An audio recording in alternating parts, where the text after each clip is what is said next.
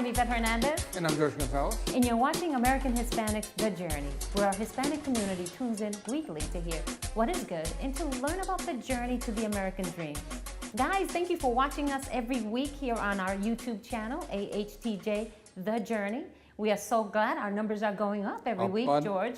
Up, and up. Thank you, guys. I'm so happy. Every week I know I have a new friend that comes on and is watching us.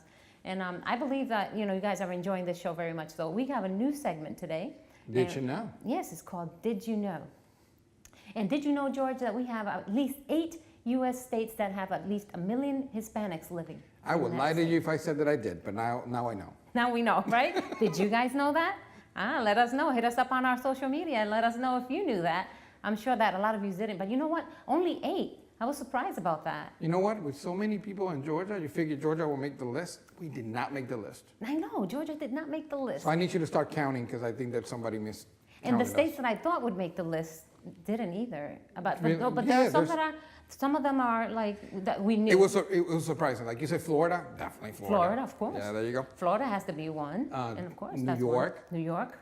New Jersey. New Jersey. You know one that blew my mind that wasn't there? Which one? Massachusetts. I know, Massachusetts. You go to Boston, everybody seems to be Spanish. And there's a lot of Hispanics living in Rhode Island. I mean, Rhode of course Island, we know, but we don't have 1 million people in Rhode Island, so I don't think that they that would would be the whole state. Poor thing. That's why. I think that's what the difference is. We said Illinois. We said New Jersey. We have Arizona. Colorado. Colorado. That actually blew my mind. Colorado. Of all places, cold place, weird place. Anyways. Right. Of course, Texas. Texas. Yeah, had to be. Texas is there. Yeah. But then you have Cali. Cali, of course. Of course. Because you have Baja California right there. That's true. So yeah. Never thought about that. Then you have Texas. And of course, we said that we got Texas, we got Illinois, we got New Jersey, we got all of those 8 states have about 1 million people living. Which ones would you say should make the cut? For some reason, I really could have sworn that the ones that border Mexico, like Connecticut. Well, Connecticut has a lot of Hispanics, but I would have thought. Oh, you're saying Mexico? Here I am. Yeah, you're all the way up north. I'm still thinking north. He's stuck up north. Yeah, well, let's go back to Texas. Let's go back to Texas. Well, Texas, of course, but in the other ones that border Mexico, like I would Utah. say. Utah. Yeah. You figure that, people... I thought they would have at least 1 million people living there. But you know something? How about Alaska? I wonder if Alaska has any Hispanics living in it. Alaska is pretty close to California, isn't it? Well, no, Alaska's all the way up. Oh, so here we go. There goes our map. I know nothing about that. All right. She just want to compete. Okay, enough about that, guys. All right.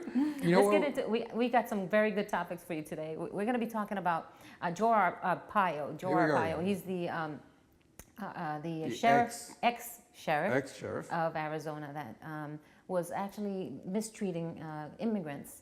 And he became pardoned by Donald Trump recently. He did, but even with the pardon, we were reading that the judge did not want to back out. She's like, we're not taking that pardon in consideration. They're not going to take it into consideration, so I wonder what's going to happen with that. It does sit on your record. One thing I didn't know, if you get pardoned, yeah, they can pardon you, but whatever was your charge still remains on your record. They're going to keep that on his record. So he was trying to get that expunged. He was trying to get that expunged. So I'm wondering they're not going to do it. No. But I'm wondering if he's not going to do any time because he was pardoned.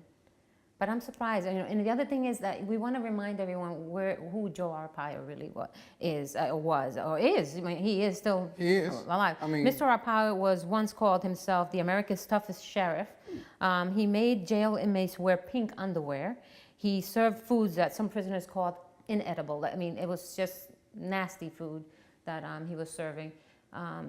He comes from immigrant parents, which really hit a nerve with me because, okay, you're tough in immigration and you're going to push towards your agenda. Right. But then you come from, immigrant parents. His parents came from Italy. Correct. And they actually, his mother died giving birth to him, and he grew up with his dad. He went into the military.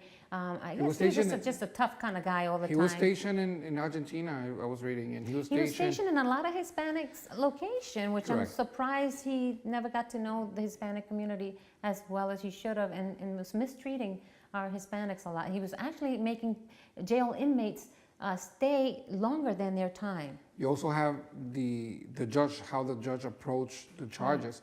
Why is he being charged with? If you remember what it was, Right. It was pretty much for targeting Right. our Latinos and Hispanics into different areas and keeping them in jail. Keeping them in jail and all that. So I'm just hoping that, what I like is the fact that the judge is not going to take that into consideration, and she's going to keep that in his record. He probably won't ever get hired again to do anything with the community again. We have What do you today, got? our guest today. Yes. We're going to be We have talking to a guest for you Vanessa guys today. Houston. Yes, Vanessa Houston is our guest today. Please keep watching us. We'll be right back. We're going to take a short break. You're watching American Hispanics, The Journey. We have a great interview coming right up, so please stay with us. This is going to be a great interview. Don't change your channel. We'll be right back. Hi guys, welcome back. We said we had a great guest with you. We have a wonderful guest, George. We have Miss Vanessa Houston with us today. Welcome, Vanessa. Hi, Thank you. Thank you for inviting me. Thank you for coming. We are so glad to have you today. Thank you. Vanessa is from Lima, Peru. She came into the United States with a visa. She came to Miami. From Miami, she landed in California. Correct. From California, she traveled to Georgia. She worked a little bit in the fast food service. Yes, I did. Then she did a little bit of water filtering? Yeah. Water filters? Yes, water filter. And then now she's ending up working with telephone. Yes, I ended up at a cell phone retail store. Excellent. So yes, that's what I do She's the now. reason why I have a wonderful. Yeah.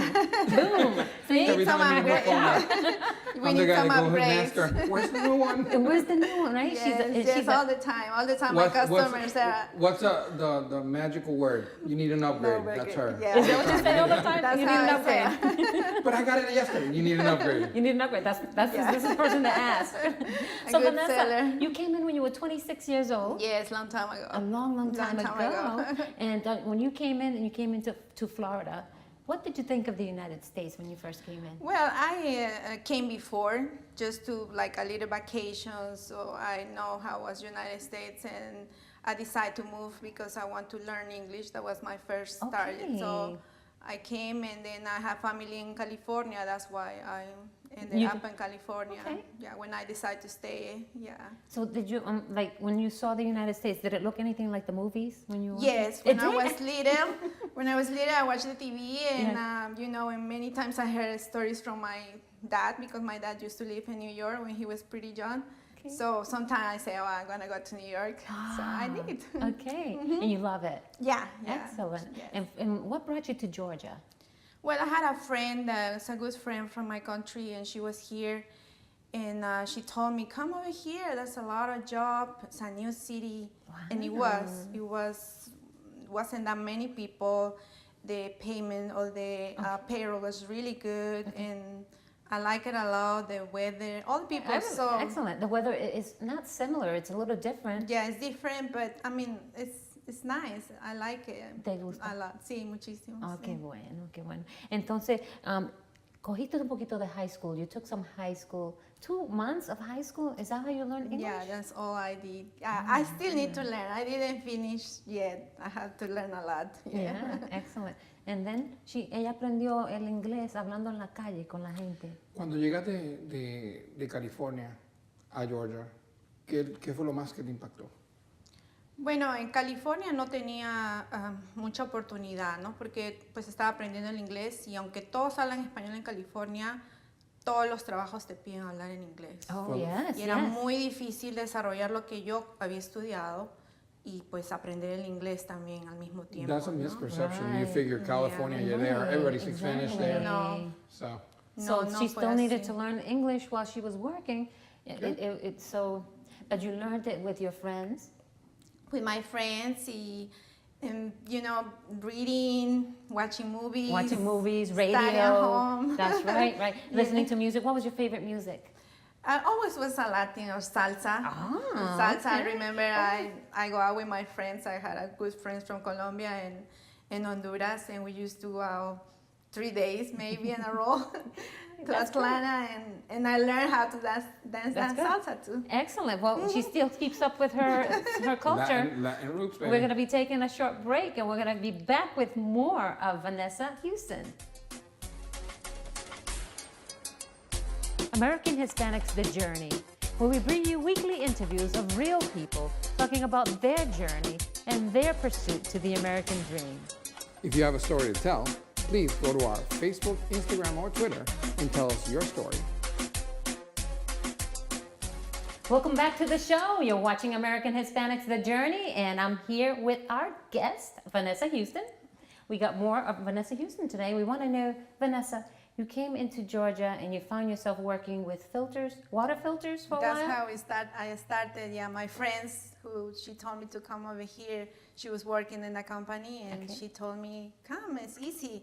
And we just go and knock doors every day and sell filters. So what was a typical, show me, what was a typical day? Well, a typical day, we got off at 4 maybe and go find some apartment complex and start to knock doors and offer door by door the product and other products and how could be good for your health. So did you find a lot of Hispanics lived here in Georgia? Yes, I was so surprised. I'm surprised. Yeah, I was so surprised and so friendly. Right now, I don't think it's the same for self-filters like in my time. Right. But everybody trusts, they open the door, they invite you. Right. You ended drinking a coffee or... So did you grow the Hispanic community for that particular company? No, They I already mean, had? some of people has, they know. Right.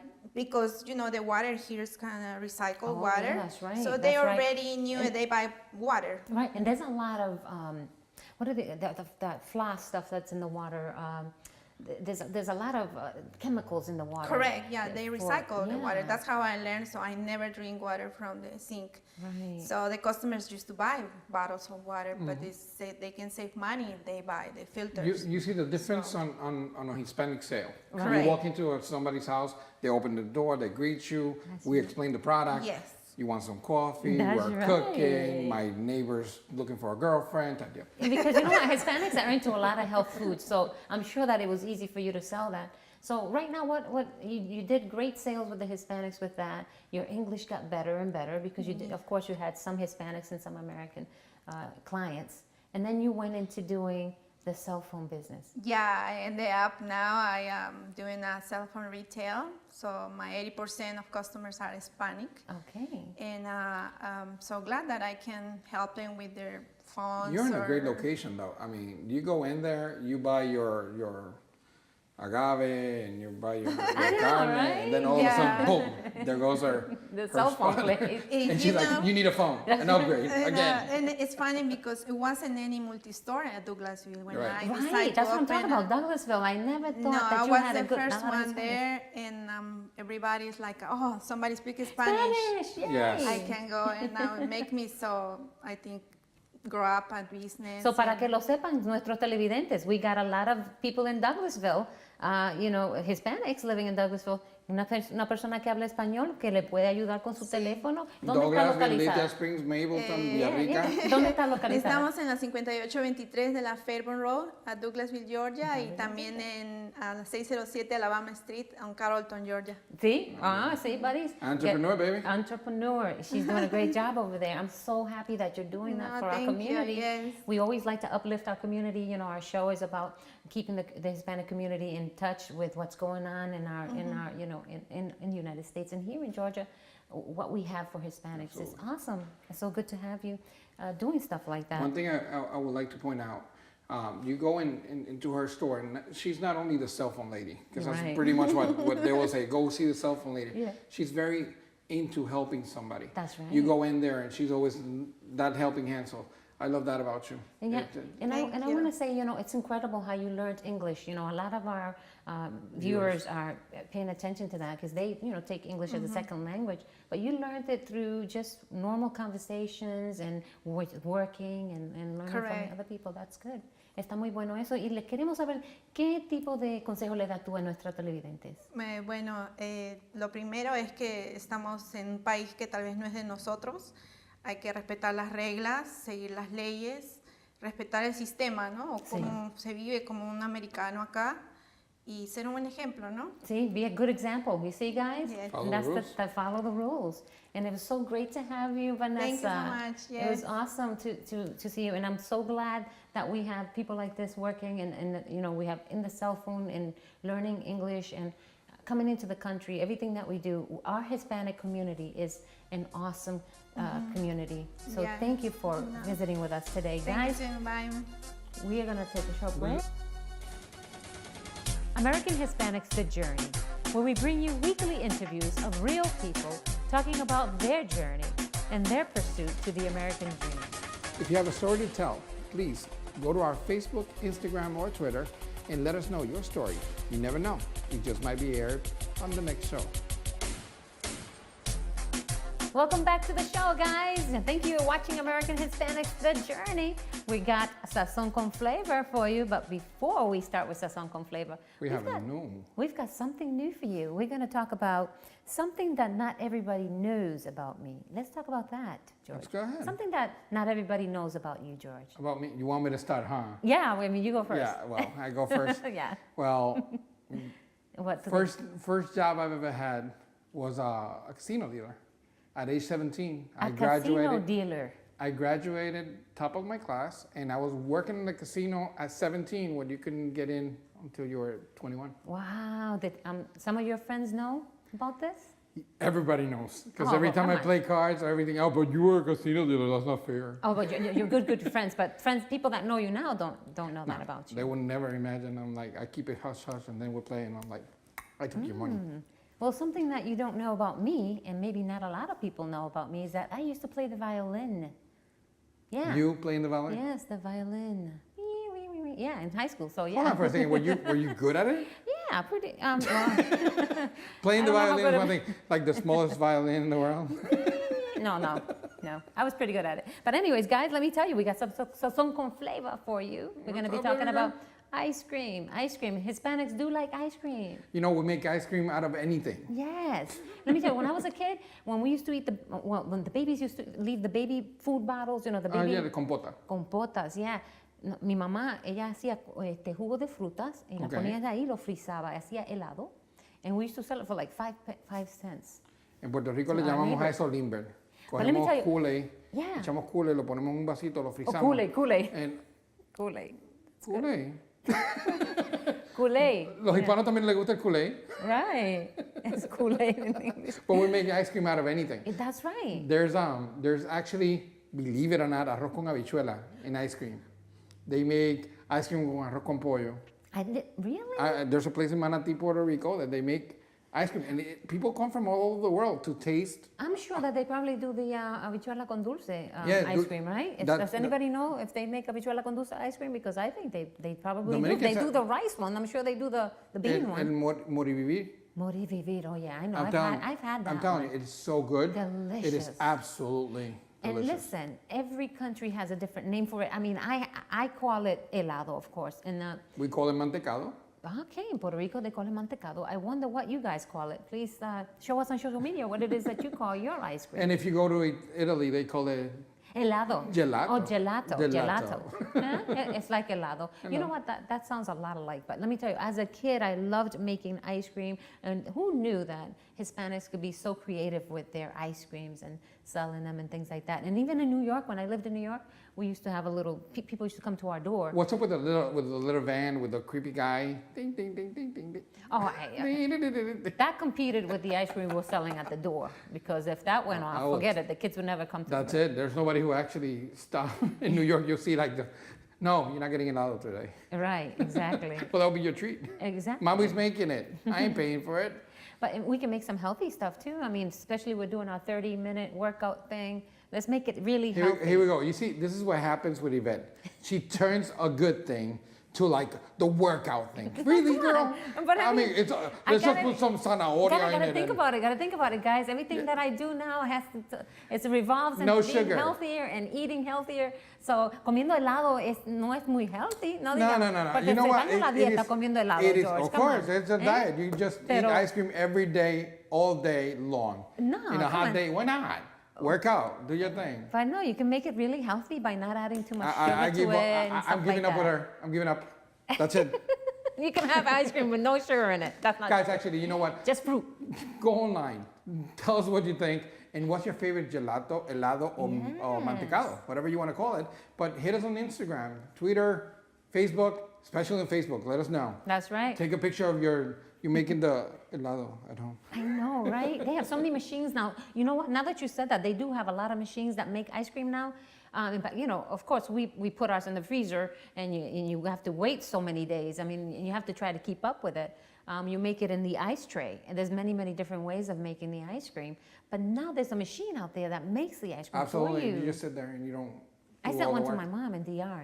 So she I will can- say this, you know, one of the beautiful things about YouTube is that you can actually look in right here and, Right. and find how to make helado the old timers way. That's right, right. Remember they used to sell the little sticks, or you used to have The stadium. toothpicks, and you put the plastic on it, and you kind of put those in there, and then you have a little cube with on a little toothpick. I hope we have inspired you today. Thank you for watching us. And don't forget to subscribe to our YouTube channel, AHTJ, The Journey. yes, and on Twitter, Instagram, and Facebook. Follow us there as well. And I'd like to also invite our local businesses that cater to our Hispanic community to also contact us. Let us know your story. We'd love to hear your journey. I'm Yvette Hernandez. I'm Jorge Gonzalez. Hasta la vista. See you next time.